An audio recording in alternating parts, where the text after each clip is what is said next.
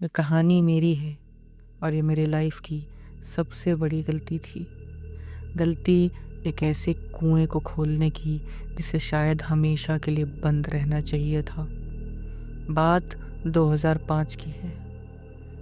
मैं करीब 15 साल का था। मैं अपनी नानी के गांव रामपुर गया हुआ था।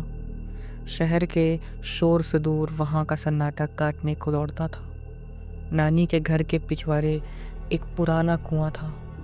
अजीब बात यह थी कि गांव में पानी की दिक्कत थी, फिर भी कुएं को भारी पत्थरों और लाल कपड़े से बंद करके रखा गया था।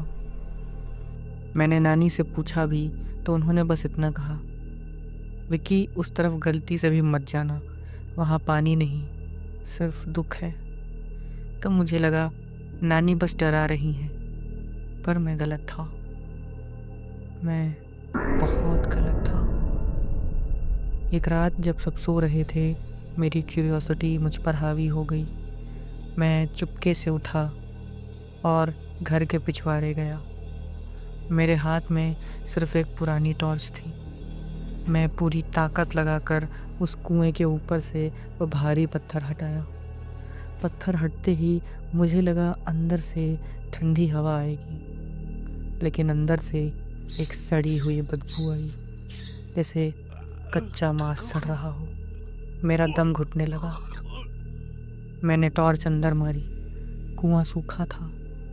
तभी मैंने एक आवाज़ सुनी, बिल्कुल नीचे से।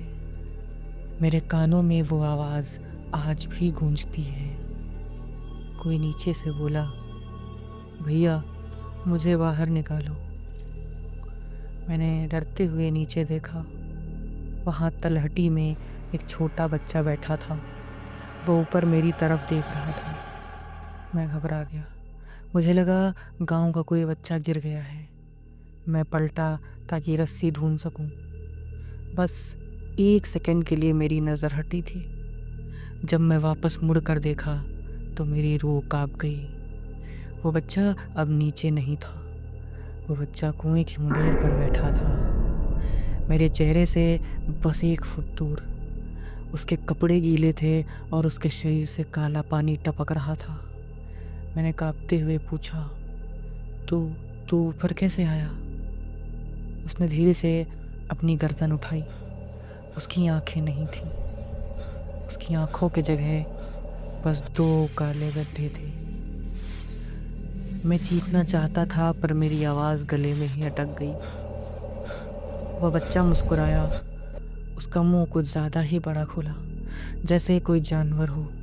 उसने मेरे हाथ पकड़ लिए। उसका हाथ बर्फ जैसा ठंडा था, पर पकड़ किसी लोहे जैसी सख्त। वो फुसफुसाया, भूख लगी है भैया, बहुत भूख लगी है, मुझे कुछ खाने को दे दो। वो मुझे उस कुएं के अंदर खींचने लगा। मैं फिसल रहा था। मौत मुझे अपनी तरफ खींच रही थी। तभी पीछे से नानी की आवाज़ आई। नानी ने आकर मेरे ऊपर कुछ फेंका, शायद नमक और राख थी। वो बच्चा चीखा, एक ऐसी चीख जो इंसान की नहीं हो सकती, और वो वापस अंधेरे में कूद गया।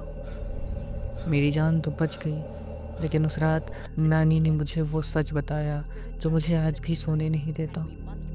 50 साल पहले गांव में एक बीमारी फैली थी। गांव वालों ने अपने ही बीमार बच्चों को जिंदा उस कुएं में डाल दिया था, ताकि बाकी गांव वालों में वो बीमारी ना फैल सके। वो बच्चे वहाँ भूख और बीमारी से तड़प कर मर गए, और आज भी वो वहाँ इंतज़ार करते हैं। मैंने उस पत्थर को हटाकर उन्हें वापस बुला लिया था।